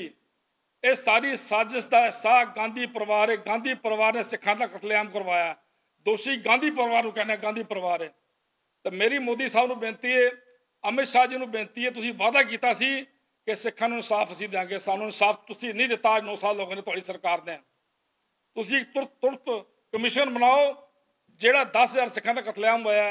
जे कानपुर दे विच तकरीबन 300 सिखां का कतलेआम होया, बुखारो दे विच, भट्ठी दे विच 80-85 सिखां नूं जूदे साड़िया गया, वो भी इस दायरे च आन। ये पड़ताल सारे दी होनी चाहिए। ये कोई 100-200 कांग्रेसी ने सिखां नूं नहीं मारिया, ਇਹਦੇ ਵਿੱਚ ਹਜ਼ਾਰਾਂ ਹੀ ਕਾਂਗਰਸੀ ਸ਼ਾਮਲ ਨੇ। ਇਹਨਾਂ ਦੇ MLA, ਇਹਨਾਂ ਦੇ ਜਿਹੜੇ ਵਾਰਡ ਪ੍ਰਧਾਨ, ਇਹਨਾਂ ਦੇ ਕੌਂਸਲਰ, ਸੀਨੀਅਰ ਲੀਡਰ, ਸਾਰੀ ਲੀਡਰਸ਼ਿਪ ਸ਼ਾਮਲ ਇਸ ਕਤਲੇਆਮ ਵਿੱਚ। ਲੇਕਿਨ ਬੜੇ ਸ਼ਰਮ ਦੀ ਗੱਲ ਹੈ ਭਾਰਤ ਸਰਕਾਰ ਵਾਸਤੇ, ਗ੍ਰਹਿ ਮੰਤਰਾਲੇ ਵਾਸਤੇ, CBI ਵਾਸਤੇ ਕਿ ਸੱਜਣ ਕੁਮਾਰ 2 ਕੇਸਾਂ ਵਿੱਚੋਂ ਬਰੀ ਹੋ ਗਿਆ। 302 ਉਹਦੇ ਤੋਂ ਹਟਾ ਦਿੱਤੀ ਗਈ, 1 ਕੇਸ ਵਿੱਚੋਂ ਬਰੀ ਹੋ ਗਿਆ। ਮੈਨੂੰ ਤਾਂ ਸਾਨੂੰ ਜਾਪਦਾ ਕਿ 3 ਮਹੀਨੇ ਬਾਅਦ ਸੱਜਣ ਕੁਮਾਰ ਬਾਹਰ ਆ ਜਾਏਗਾ। ਕਿਸੇ ਨੂੰ ਕੋਈ ਸਜ਼ਾਵਾਂ ਵਾਲੀ ਗੱਲ ਨਹੀਂ, कोई इंसाफ नहीं। सिखां नूं वरत्या जा रहा वोटां विच, साडियां वोटां लैण वास्ते, ते सानूं अजे तक इंसाफ नहीं मिलिया। साडे नाल करनैल सिंह जी, पीर मुहम्मद, जसविंदर सिंह जी, बीबी गुरदीप कौर, साडी और जिहड़ी समूची टीम हैगी है, असीं वड्डे संघर्ष का ऐलान करांगे 5 नवंबर नूं। असीं जदों तक इंसाफ नहीं मिलता, जदों तक साडे साह विच साह, साडी लड़ाई जारी रहेगी। दूजी बेनती है मेरी पंजाब सरकार नूं, मान सरकार नूं, मान साहब तुहानूं सिखां ने वोटां पाईआं ने, ਤੁਹਾਨੂੰ ਤੁਹਾਡੇ ਕੋਲ 92 MLA ਨੇ, ਤੁਸੀਂ ਨਿੰਦਾ ਪ੍ਰਸਤਾਵ ਲੈ ਕੇ ਆਓ ਵਿਧਾਨ ਸਭਾ ਦੇ ਵਿੱਚ। ਜੇ ਤੁਸੀਂ ਅਸਲੀ ਸਿੱਖ ਹੈਗੇ ਹੋ, ਤੁਹਾਡੇ ਪ੍ਰਤੀ ਮਾੜੇ ਬੜੀ ਕੋਈ ਸਿੱਖਾਂ ਪ੍ਰਤੀ ਹਮਦਰਦੀ ਹੈ, ਜੇ ਤੁਸੀਂ ਸਿੱਖਾਂ, ਜੇ 1984 ਦੇ ਕਤਲਾਂ ਪੀੜਤਾਂ ਨੂੰ ਸ਼ਰਧਾਂਜਲੀ ਦੇਣਾ ਚਾਹੁੰਦੇ ਹੋ, ਵਿਧਾਨ ਸਭਾ 'ਚ ਮਤਾ ਲਿਆ ਕੇ 21 ਤਰੀਕ ਨੂੰ ਨਿੰਦਾ ਪ੍ਰਸਤਾਵ ਪਾਸ ਕਰੋ ਕਿ ਜਿੰਨੇ ਕਾਂਗਰਸੀ ਨੇ ਜਿੰਨਾ ਕਤਲੇਆਮ ਕਰਵਾਇਆ ਸੀ, ਉਹ ਦੋਸ਼ੀਆਂ ਨੂੰ ਤੁਰੰਤ ਭਾਰਤ ਸਰਕਾਰ ਸਜ਼ਾਵਾਂ ਦਿਵਾਵੇ। ਮਾਨ ਸਾਹਿਬ ਪਹਿਲਾ ਕੰਮ ਤੁਸੀਂ ਇਹ ਕਰੋ, ਵਿਧਾਨ ਸਭਾ ਮਤਾ ਲੈ ਕੇ ਆਓ। ਦੂਜੀ ਬੇਨਤੀ, ਮਾਨ ਸਾਹਿਬ ਜਿਹੜੇ ਰੈੱਡ ਕਾਰਡ ਪੰਜਾਬ ਵਿੱਚ ਤੁਸੀਂ ਬਣਵਾਏ, ਲੁਧਿਆਣੇ ਬਣਵਾਏ, ਉਸ ਵਕਤ ਆਸ਼ੂ ਨੇ, ਭਾਰਤ ਭੂਸ਼ਣ ਆਸ਼ੂ ਜਿਹੜਾ ਕਰਪਟ ਬੰਦਾ ਹੈ, ਇਹਨਾਂ ਦੀ ਸਰਕਾਰ ਨੇ ਰੈੱਡ ਕਾਰਡ ਦੀ ਇਨਕੁਆਇਰੀਆਂ ਕਰਾਈਆਂ, ਆਪਣੇ ਆਪ ਹੀ ਕਮੇਟੀਆਂ ਕਰਾਈਆਂ। ਉਹ ਰੈੱਡ ਕਾਰਡ ਕਿਹਨੇ ਬਣਾਏ ਸਨ? ਤੁਹਾਡੀ ਸਰਕਾਰ ਨੇ ਬਣਾਏ ਸਨ, ਉਸ ਵੇਲੇ ਪੰਜਾਬ ਸਰਕਾਰ ਨੇ ਬਣਾਏ। ਇਹਨਾਂ ਨੇ 15-20 ਵਾਰੀ ਪੜਤਾਲਾਂ ਕੀਤੀਆਂ, ਕੈਂਪ ਲਗਾਏ, PCS ਅਫਸਰ ਨੇ ਇਹਨਾਂ ਨੂੰ ਰੈੱਡ ਕਾਰਡ ਦਿੱਤੇ। ਪਹਿਲਾਂ ਇਨਕੁਆਇਰੀ ਰੈੱਡ ਕਾਰਡ ਕੈਂਸਲ ਕੀਤੇ। ਕਮਿਸ਼ਨਰ ਪਟਿਆਲਾ ਚੰਦਰ ਗੈਨ ਸੀ ਕਮਿਸ਼ਨਰ, ਉਹਦੇ ਬਾਪ ਨੂੰ ਸ਼ਹੀਦ ਕਰਤਾ ਸੀ ਅੱਤਵਾਦ ਵੇਲੇ, ਉਹਨੇ ਖੁੰਦਕ ਸਾਡੇ ਤੋਂ ਕੱਢ ਲਈ। ਮੈਂ ਉੱਥੇ ਜਿਹੜੀਆਂ ਅਪੀਲਾਂ ਪਈਆਂ ਸਨ ਮੈਂ ਬੰਦੇ ਲੈ ਕੇ ਗਿਆ 135 ਵਿੱਚੋਂ ਤਕਰੀਬਨ 40-45 ਬੰਦੇ ਸਾਡੀ ਗੱਲ ਪੈ ਗਿਆ ਉਹਨੇ ਕੋਈ ਗੱਲਬਾਤ ਬਗੈਰ ਸੁਣੇ ਰੈੱਡ ਕਾਰਡ ਉਹਨਾਂ ਦੇ ਕੈਂਸਲ ਕਰਤੇ ਇਹ ਮੇਰੇ ਪਿੱਛੇ ਬੈਠੀਆਂ ਨੇ ਵਿਧਵਾ ਭੈਣਾਂ ਬੈਠੀਆਂ ਨੇ ਇੱਕ ਹੈਂਡੀਕੈਪ ਬੈਠੇ ਨੇ ਕੋਈ 80 ਸਾਲ ਦਾ ਕੋਈ 85 ਸਾਲ ਦਾ ਕੋਈ 75 ਸਾਲ ਦਾ ਇਹਨਾਂ ਦੇ ਅੱਜ ਨਹੀਂ ਤੇ ਕੱਲ੍ਹ ਨਾਲ ਇਸ ਸੰਸਾਰ ਤੋਂ ਸਭ ਨੇ ਕੂਚ ਕਰ ਦੇਣਾ ਮਾਨ ਸਾਹਿਬ ਤੁਹਾਡੇ ਅਫਸਰ ਬੇਲਗਾਮ ਹੋਏ ਨੇ ਪਹਿਲਾਂ FCR ਇਨਕੁਆਇਰੀ ਕੀਤੀ ਜਜੂਏ ਨੇ ਕੀਤੀ ਉਸ ਤੋਂ ਪਹਿਲਾਂ ਕੀਤੀ ਕਮਿਸ਼ਨਰ ਪਟਿਆਲੇ ਨੇ ਅਸੀਂ ਤੁਹਾਡੇ MLA ਸਾਹਿਬ ਕੋਲ ਵੀ 2 ਕੋਲ ਗਏ ਹਾਂ ਮਨਮਿੰਦਰ ਸਿੰਘ ਯਾਸਪੁਰ ਨੇ ਸਾਡੀ ਮਦਦ ਕੀਤੀ ਉੱਥੇ ਜਿੰਨੀ ਕਰ ਸਕਦਾ ਸੀ ਉਹਨੇ ਉਹਦਾ ਝਗੜਾ ਵੀ ਹੋਇਆ FCR ਦੇ ਨਾਲ ਲੇਕਿਨ ਅਫਸਰ ਨਹੀਂ ਹਟੇ ਉਸ ਤੋਂ ਬਾਅਦ ਉਹਨੇ ਕੀ ਕੀਤਾ ਖੁੰਦੇ ਵਿੱਚ ਆ ਕੇ ਜਜੂਏ ਨੇ ਵਿਜੀਲੈਂਸ ਇਨਕੁਆਇਰੀ ਭੇਜਤੀ ਵਿਜੀਲੈਂਸ ਵਾਲੇ 1 ਸਾਲ ਤੋਂ ਇਨਕੁਆਇਰੀ ਉਹਨਾਂ ਕੀਤੀ ਹੈ ਉਹਨਾਂ ਨੇ ਪੜਤਾਲ ਕੀਤੀ ਉਹਨਾਂ ਤਸਲੀ ਉਹਨਾਂ ਦੀ ਹੋ ਗਈ ਹੈ ਕਹਿੰਦੇ ਨੇ ਇੱਕ ਗਲਤ ਤਰੀਕੇ ਦੇ ਨਾਲ ਜਿਹੜੇ ਅਫਸਰਾਂ ਨੇ ਤੁਹਾਡੇ ਰੈੱਡ ਕਾਰਡ ਕੈਂਸਲ ਕੀਤੇ ਨੇ ਬੰਦੇ ਸਾਰੇ ਹੈਗੇ ਨੇ 25 ਪ੍ਰੂਫ ਲੱਗੇ ਨੇ ਤੁਹਾਨੂੰ ਕੋਈ ਸ਼ਰਮ ਚਾਹੀਦੀ ਅਫਸਰਾਂ ਨੂੰ ਫਿਰ ਅਸੀਂ FCR ਤੋਂ ਮੀਟਿੰਗ ਕੀਤੀ ਇੱਥੇ ਇੱਕ ਸਿਰਾਂ ਨਾਲ 3-4 ਮੀਟਿੰਗਾਂ ਕੀਤੀਆਂ ਕਿ ਜਿਹੜਾ ਪੰਜਾਬ ਅਤੇ ਹਰਿਆਣਾ ਹਾਈ ਕੋਰਟ ਨੇ ਫੈਸਲੇ ਕੀਤੇ ਨੇ ਕਿ ਜਿੰਨੇ ਰੈੱਡ ਵਿਕਟਮ ਨੇ ਪੰਜਾਬ ਵਿੱਚ ਜਿਨ੍ਹਾਂ ਦੇ ਰੈੱਡ ਕਾਰਡ ਬਣੇ ਨੇ ਸਾਰਿਆਂ ਨੂੰ ਮਕਾਨ ਦੇਣੇ ਨੇ 1 ਸਾਲ ਵਿੱਚ ਉਹ ਜਸਟਿਸ ਰੰਜਨ ਗੰਗੋਈ ਦਾ ਸਾਹਿਬ ਦਾ ਫੈਸਲਾ ਹੈ ਇੱਕ ਜਸਟਿਸ ਸੂਰਕਾਂਤ ਦਾ ਫੈਸਲਾ ਉਹ ਡਬਲ ਫੈਸਲੇ ਨੇ ਪੰਜਾਬ ਕੈਬਨਿਟ ਦੇ ਫੈਸਲੇ ਨੇ ਲੇਕਿਨ 1 ਸਾਲ ਦੇ ਵਿੱਚ ਇੱਕ ਮਕਾਨ ਵੀ ਕਿਸੇ ਵੀ ਰੈੱਡ ਵਿਕਟਮ ਨੂੰ ਦਿੱਤਾ ਇਸ ਦੇ ਉਲਟ ਜਿਹੜੇ ਲੁਧਿਆਣਾ ਦੇ ਵਿੱਚ CRP ਵਿੱਚ ਮਕਾਨ ਕੋਈ ਸਰਕਾਰੀ ਬਣੇ ਨੇ ਕੋਈ ਫੇਸ 3 ਗਲਾਡੇ ਦੇ ਮਕਾਨ ਬਣੇ ਉਹਦੇ ਤੇ ਗੁੰਡਾ ਅਨਸਰਾਂ ਨੇ ਕਾਂਗਰਸ ਤੋਂ ਦੇ ਟਾਈਮ ਲੱਗਾ ਅੱਜ ਤੱਕ ਕਬਜ਼ੇ ਕਰ ਰਹੇ ਨੇ ਅਸੀਂ ਕਈ ਪੜਤਾਲਾਂ ਕੀਤੀਆਂ ਨੇ ਅਸੀਂ ਡਿਪਟੀ ਕਮਿਸ਼ਨਰ ਲੁਧਿਆਣਾ ਨੂੰ ਮਿਲਿਆ ਉਹਨੇ ਸਾਡਾ ਬਦਸਲੂਕੀ ਕੀਤੀ ਸਾਡੇ ਗੱਲ ਹੀ ਪੈ ਗਈ 2 ਵਾਰੀ ਗਿਆ ਮੈਂ ਉਹਨੂੰ ਸਮਝਾਇਆ ਹੱਥ ਜੋੜੇ ਮੈਂ ਕਿਹਾ DC ਸਾਹਿਬ ਤੂੰ ਜ਼ਿਲ੍ਹੇ ਦਾ ਮਾਲਕ ਹੋ ਸਾਡੀ ਗੱਲ ਤੋਂ ਦੁੱਖ ਸੁਣੋ ਮੈਂ ਕਿਹਾ ਪੁੱਛੋ ਜੋ ਨੇ ਸਾਡਾ ਬਦਸਲੂਕੀ ਕੀਤੀ ਮੈਂ ਤੁਹਾਨੂੰ ਇਹ ਤੇ ਨਹੀਂ ਬੋਲ ਸਕਦਾ ਨਹੀਂ ਦੱਸ ਜੋ ਸਾਡੇ ਅਫਸਰ ਕਰਦੇ ਨੇ ਜੇ FCR ਨੂੰ ਦੁਬਾਰਾ ਕੋਲ ਕੋਈ ਗੱਲ ਸੁਣਨ ਤਿਆਰ ਨਹੀਂ ਮਾਨ ਸਾਹਿਬ ਇਸ ਤਰ੍ਹਾਂ ਨਾ ਕਰੋ ਇਹ ਉਜੜੇ ਪੁਜੜੇ ਲੋਕ ਨੇ ਇਹਨਾਂ ਦਾ ਮੁੜ ਵਸੇਬਾ ਕਰਨਾ ਤੁਹਾਡਾ ਫਰਜ਼ ਬਣਦਾ ਤੁਸੀਂ ਬੜੀਆਂ ਡੀਂਗਾਂ ਮਾਰਦੇ ਹੋ ਬੜੀਆਂ ਗੱਲਾਂ ਕਰਦੇ ਹੋ ਤੁਹਾਡਾ ਕੇਜਰੀ ਸਾਹਿਬ ਮੈਨੂੰ ਉਹ ਗੱਲਾਂ ਕਰਦਾ ਕਿ ਮੈਂ 5 ਲੱਖ ਦਿੱਤਾ ਦਿੱਲੀ ਤੁਸੀਂ ਕਿਹੜਾ 5 ਲੱਖ ਦਿੱਤਾ 440 ਕਰੋੜ ਦਾ ਪੈਕੇਜ ਅਸੀਂ 2006 ਵਿੱਚ ਆਇਆ ਉਹਦੇ ਵਿੱਚੋਂ ਕੁਝ ਪਰਿਵਾਰ ਵਾਪਸ ਚਲੇ ਗਏ ਸਨ ਕੁਝ ਪਰਿਵਾਰ ਡੈਥ ਹੋ ਗਈ ਤਕਰੀਬਨ ਲੁਧਿਆਣੇ ਦੇ ਵਿੱਚ 4600 ਬੰਦਿਆਂ ਨੂੰ ਉਹਨਾਂ ਨੇ ਪੇਮੈਂਟ ਦਿੱਤੀ 2 ਲੱਖ ਦਿੱਤੀ ਬਾਕੀ ਪੰਜਾਬ ਦੇ ਵਿੱਚ ਉਹਨਾਂ ਨੇ ਦਿੱਤੀ ਸਾਰੇ ਪੰਜਾਬ ਵਿੱਚ ਤਕਰੀਬਨ 25000 ਪਰਿਵਾਰ ਆ ਰਹੇ ਨੇ 440 ਕਰੋੜ ਦੇ ਵਿੱਚੋਂ 165 ਕਰੋੜ ਰੁਪਈਆ ਵਾਪਸ ਲੈਫਟ ਹੋ ਗਿਆ ਉਹ ਭਾਰਤ ਸਰਕਾਰ ਕੋਲ ਚਲਾ ਗਿਆ ਇਹਨਾਂ ਨੇ ਕੀ ਚਲਾਕੀ ਕੀਤੀ BJP ਵਾਲਿਆਂ ਨੇ ਉੱਥੇ ਜਿਹੜੀ ਵਿਧਵਾ ਕਲੋਨੀ ਹੈਗੀ ਤਰਲੋਕਪੁਰੀ ਹੈਗੀ ਹੈ ਉੱਥੇ ਜਿਹੜੀਆਂ ਸਾਡੇ ਵਿਧਵਾ ਭੈਣਾਂ ਨੇ ਉਹਨਾਂ ਨੂੰ 5 ਲੱਖ ਦੀ ਗ੍ਰਾਂਟ ਦੇਣ ਦਾ ਫੈਸਲਾ ਕੀਤਾ ਸੀ ਭਾਰਤ ਸਰਕਾਰ ਨੇ ਉਹਨੇ ਉਸੇ ਪੈਸੇ ਦੇ ਵਿੱਚੋਂ 3 ਲੱਖ ਦੇ ਦਿੱਤਾ ਕੁਝ 200-250 ਬੀਬੀਆਂ ਨੂੰ ਜਿਨ੍ਹਾਂ ਦੀ ਡੈਥ ਹੋਈ ਸੀ ਜਿਨ੍ਹਾਂ ਦੇ ਘਰਾਂ ਵਿੱਚ ਜੀਆਂ ਦੀ ਮੌਤ ਹੋਈ ਸੀ 84 ਵਿੱਚ ਸੀ ਉਹ ਤੇ ਉਹਨਾਂ ਨੂੰ 5 ਲੱਖ ਹੀ ਉਹਨਾਂ ਨੂੰ ਘੱਟ ਤੋਂ ਘੱਟ 25 ਲੱਖ ਰੁਪਏ ਦੇਣਾ ਚਾਹੀਦਾ ਜਿਹੜੀ ਸਾਡੇ ਵਿਧਵਾਵਾਂ ਪੈਦਾ ਹੋਈਆਂ ਨੇ ਜੇ ਲੁਧਿਆਣੇ ਪੈਨਸ਼ਨ ਲੱਗੀ 6000 ਰੁਪਏ ਪੈਨਸ਼ਨ ਘੱਟ ਤੋਂ ਘੱਟ 20,000 ਰੁਪਏ ਲੱਗਣੀ ਚਾਹੀਦੀ ਇਹਨਾਂ ਦੀ ਕਿੰਨੀ ਮਹਿੰਗਾਈ ਹੈ ਸਾਡੀ ਕੋਈ ਸੁਣਾਈ ਨਹੀਂ ਪੰਜਾਬ ਵਿੱਚ ਕੋਈ ਸਾਡੀ ਅਫਸਰ ਗੱਲ ਨਹੀਂ ਸੁਣਦਾ ਜਿਹੜੇ ਕਤਲੇਆਮ ਜਿਹਨਾਂ ਕੀਤੇ ਉਹਨਾਂ ਸਜ਼ਾਵਾਂ ਨਹੀਂ ਮਿਲ ਰਹੀਆਂ ਮੈਂ ਤਾਂ ਸਮਝਣਾ ਸੀ ਸਾਡੇ ਨਾਲ ਜੋ ਪੰਜਾਬ ਵਿੱਚ ਵਿਤਕਰਾ ਹੋ ਰਿਹਾ ਸਾਨੂੰ 2 ਨੰਬਰ ਦੇ ਸ਼ਹਿਰੀ ਗਿਣਾ ਜਾਂਦਾ ਕੋਈ ਗੱਲ ਨਹੀਂ ਸੁਣਦਾ ਅਸੀਂ ਬੜੇ ਦੁਖੀ ਨੇ ਸਾਡੇ ਪਰਿਵਾਰ ਇਹ ਮੇਰੇ ਨਾਲ ਮੇਰੀ ਵਿਧਵਾਵਾਂ ਬੈਠੀਆਂ ਨੇ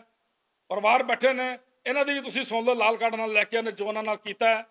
ਸਰਦਾਰ ਪੀਰ ਮੁਹੰਮਦ ਜੀ ਸਾਡੀ ਸਾਰੀ ਸਮੁੱਚੀ ਟੀਮ ਜਿਹੜੀ ਸਾਰਿਆਂ ਨਾਲ ਬੈਠੇ ਨੇ ਅਸੀਂ ਸਾਰੇ ਜਿਹੜੇ ਨੇ ਇਹ ਜਲਦੀ ਤੋਂ ਜਲਦੀ ਅਸੀਂ ਪ੍ਰੋਗਰਾਮ ਉਲੀਕ ਕੇ ਅਸੀਂ ਇਨਸਾਫ ਲਾਵਾਂਗੇ ਦੂਜੀ ਗੱਲ ਮੇਰੀ SGPC ਸਾਹਿਬ ਦੇ ਪ੍ਰਧਾਨ ਸਾਹਿਬ ਨੂੰ ਜ਼ਰੂਰ ਬੇਨਤੀ ਹੈ ਧਾਮੀ ਸਾਹਿਬ ਤੁਸੀਂ ਵੀ ਸੁਣ ਲਓ ਸਾਡੀ ਗੱਲ ਤੁਸੀਂ ਸਾਡੀ ਮਦਦ ਕੀਤੀ ਆਟੇ ਵਿੱਚ ਲੂਣ ਤੁਸੀਂ ਸਾਡਾ ਇਹੋ ਜਿਹੀ ਗੱਲਾਂ ਨਾ ਕਰੋ ਤੁਸੀਂ ਸਾਡਾ ਬੜਾ ਧੱਕਾ ਸਾਡੇ ਤੁਸੀਂ ਫੋਨ ਨਹੀਂ ਚੱਕਦੇ ਤੁਸੀਂ ਸਾਨੂੰ ਇੱਕ ਵਕੀਲ ਕਰਾ ਕੇ ਦਿੱਤੇ ਨੇ 2-3 ਇੱਥੇ 3-4 ਕੇਸਾਂ ਦੇ ਥੋੜੀ ਜਿਹੀ ਫੀਸ ਦਿੱਤੀ ਬੜੀ ਮਾਮੂਲੀ ਜਿਹੀ ਚੰਡੀਗੜ੍ਹ ਜਿਹੜਾ ਲੋਕਾਂ ਦੇ ਮਸਲਿਆਂ ਵਾਸਤੇ ਤੁਹਾਡੇ ਵਕੀਲ ਪੈਨਲ ਕੰਮ ਨਹੀਂ ਕਰਦਾ ਤੁਸੀਂ ਸਾਡੀ ਗੱਲ ਨਹੀਂ ਸੁਣਦੇ ਪਹਿਲਾਂ ਅਵਤਾਰ ਸਿੰਘ ਮੱਕੜ ਸੀ ਜਿਹੜੇ ਆਪਣੇ ਅਕਾਲ ਚਲਾਣਾ ਕਰ ਗਏ ਨੇ ਉਹਨਾਂ ਨੇ 2 ਕਰੋੜ ਰੁਪਏ ਰੱਖਿਆ ਸੀ SGPC ਵੱਤ ਕੇ ਜਿਹੜਾ 1984 ਦਾ ਕੱਲਾ ਪੀੜੇ ਪਰਿਵਾਰ ਹੈ ਜਿਹੜਾ ਕੋਈ ਬਾਹਰ ਪੜ੍ਹਾਈ ਵਾਸਤੇ ਜਾਏਗਾ ਉਹਦੀ ਮਦਦ ਕਰਦੇ ਸਨ ਜਿਹੜਾ ਕੋਈ ਬਿਮਾਰ ਹੁੰਦਾ ਸੀ ਜੇ ਕੋਈ ਕਿਸੇ ਗਰੀਬ ਦੀ ਸ਼ਾਦੀ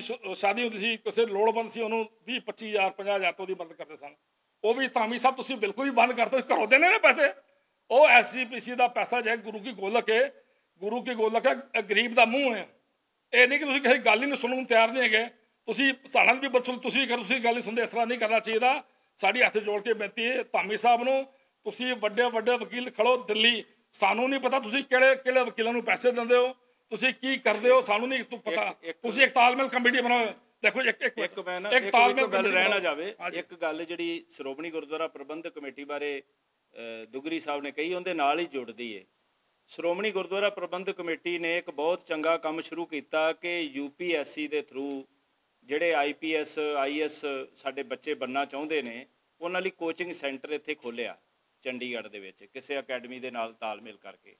ਸੋ ਅਸੀਂ ਇਹ ਗੱਲ ਕਹਿਣਾ ਚਾਹੁੰਦੇ ਕਿ ਜਿਹੜੇ ਪੀੜਤ ਪਰਿਵਾਰਾਂ ਦੇ ਬੱਚੇ ਆ ਉਹਨਾਂ ਲਈ ਇੱਕ ਰਾਖਵਾਂਕਰਨ ਕੋਟਾ ਜਿਵੇਂ ਭਾਰਤ ਸਰਕਾਰ ਨੇ ਕੋਈ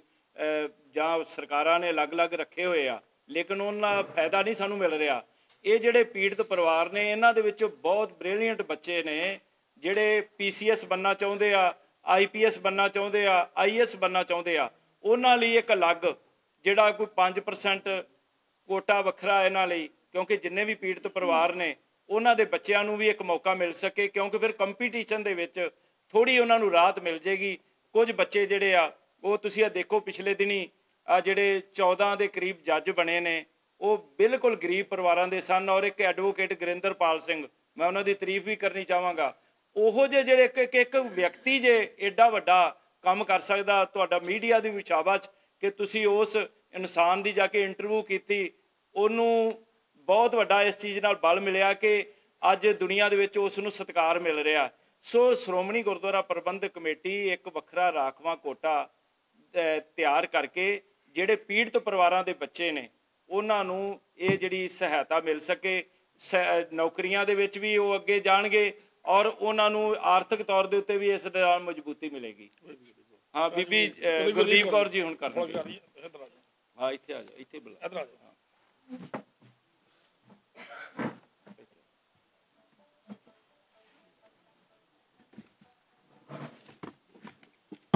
ਵਾਹਿਗੁਰੂ ਜੀ ਕਾ ਖਾਲਸਾ, ਵਾਹਿਗੁਰੂ ਜੀ ਕੀ ਫਤਿਹ। ਮੈਂ ਸਭ ਤੋਂ ਪਹਿਲੇ